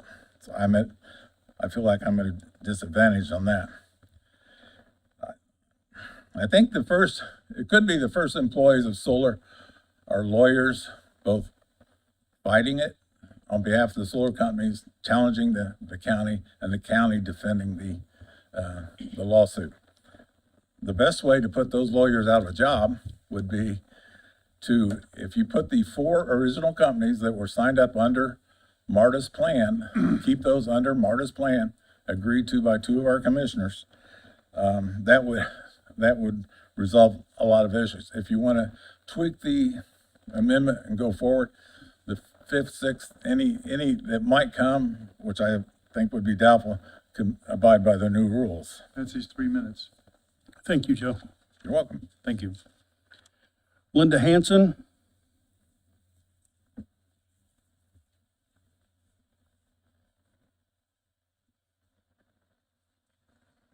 Good morning, Commissioners. Linda Hanson, League of Women Voters in Delaware County. The League of Women Voters has been supporting utility solar for years, since the first ordinance was passed, and we were happy to see that in place. We had in the past, before the current moratorium was put in place, we had hoped to make a presentation to the county commissioners. And 2 of you were on the commission at that point, and should remember that. But we acquiesced to the commissioner's president, who requested that we delay until after the primary in 2024. Then the moratorium was put in place, and we never had a chance to make our presentation. Given the new ordinance that has been proposed, many of the things that we would have presented may or may not even be relevant. But if you vote for it, I would like to propose that you allow the contracts that were signed under the original ordinance that Joe Russell spoke about, be allowed to move forward. Honor the farmers' contracts and the county, and the businesses, the solar businesses that made those contracts under that first ordinance. All subsequent projects could be under the current ordinance that you are considering, but I think it is time for Delaware County to honor the contracts that were made and the farmers who made those contracts with the utility solar companies in good faith. So I thank you for your service and hope to see that come to pass. Thank you. Tim Hines. Hi, Tim Hines, representative of the Carpenters Union. I've spoken in the past before about the subject of renewable energy and more specifically solar projects and how they can benefit, provide a tremendous opportunity to attract investments, create local jobs, and strengthen the local tax base. And I might add to the gentleman, I think he might have stepped out, but he had mentioned temporary jobs. We're here, we complete it, and we're gone. I've said it before, all construction jobs are temporary, and these guys know just as well as I do, you know, that all jobs are temporary. If we wouldn't be doing our job if we were back there constantly and it was an ongoing effort. But also, he had mentioned, you know, going there, getting the job done and leaving. It's not just that, it's a springboard and it's opportunity for a lot of young individuals that we know as apprentices and whether they be men or women or of different backgrounds, it gives them opportunity and skills, hands-on skills, to move forward into other projects in their community. So it's not just a temporary job. You know, it's more than that. There's a lot of good experiences gained through those projects. But my question for the commission is, what's the county going to do to contribute to energy, or to our energy independence and our sustainability? And how long will whatever that option is take? To me, this is going on right now. We can take advantage of it. It's not a question of is solar, are we going to move forward with solar, rather than how can we do it to make sense for our county? So the guidelines that are proposed with the solar ordinance that's currently under consideration in Delaware County makes it extremely difficult, if not possible, for any new solar projects to even be developed. So I just want to urge the commission to consider revisions that not only will, you know, protect the community's investments and interests, but also allow, you know, responsible solar development. Thank you. Thank you. Tim Carter. Doug Marshall. Stephen Hines. Morning, Commissioners. Stephen Hines, 2706 South Tacoma Avenue, Muncie. I was unable to make it to your guys' last meeting, so I want to thank Kylene and Brandy and all the Planning Commission for the meeting they put on. It was over a 4-hour meeting, and it was not a pointless meeting for us. It mattered a lot to us. They had 2 minutes left in their rebuttal at the end of that meeting, and they didn't utilize them to ask the questions they're asking here today. That's all I'll say about that. I want to finish by saying I won't use all your time or my time. The Planning Commission is made up of 5 people who live in the city, 4 people who live in the county, Republicans, Democrats, and Independents. And they came to a conclusion of 8-1 on a favorable motion to you guys. And so I just ask that you guys approve this. And that's all the time I'll use today. Thank you. Thank you. Thank you. Okay, that's all public comments. Commissioner Riggin, do you have a final thought? No, I do not. Commissioner Brand? Yeah, reminder, our town hall is set for September 11th in Albany. I think it's at 6:30. That'll be our 3rd one this year. The Constellation exploration is ongoing. The auditor's office has submitted some information to the company that's doing some work on our behalf to try to get that figured out. I know EMS is going to ask for like an additional $30,000 tomorrow at their budget hearing, and hopefully we can get whatever's going on there straightened out. The Know Before training, I brought it up in the meeting 2 weeks ago. That's due to be completed by September 7th. And I'll say it again, I believe anybody that doesn't complete it, I would encourage their department head and the information technology group to take away their credentials. They shouldn't be allowed to use our technology if they're not going to take the training. I agree. To help us avoid some of the challenges that we have. I agree with you. I want to read a thank you letter that was emailed, and I asked permission of the person that wrote this thank you letter. It is compliments to the tree trimming crew. So this is for the highway department. Good afternoon. My husband and I live at 15691 West 100 North, Anderson, Indiana. Now that's technically Delaware County. There's some weird stuff over there, but these are Delaware County people. We're not trimming trees in Anderson, for the record. Within the last couple of months, a county road crew came down our winding road and trimmed back the trees. They did such an amazing job. Our road now looks like a State Park magazine cover. It is such a beautiful drive from County Road 1000 West, turning onto 100 North.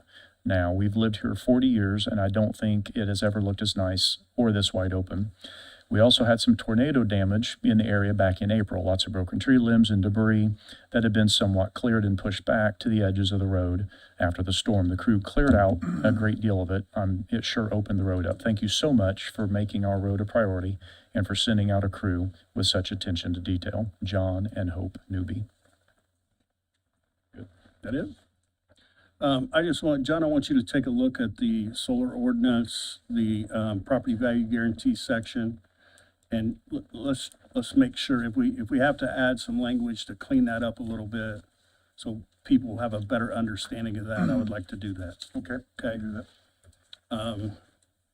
That being said, no other, Well, I'd like to thank the commissioners for helping me out and all your kind offers while I was convalescing after my recent surgery. It was very kind of all of you, and I really appreciate it. we're glad you're back. And you're looking really sharp. I'm trying every day. Every day. Danielle did a tremendous job while you was out too, so As always. thanks to her. Great. I'll entertain a motion for recess. So move. I'll second. Ed, could you call the roll, please? Commissioner Brand, Yep. Commissioner Reagan, Yes. Commissioner Henry. Yes. We're in recess.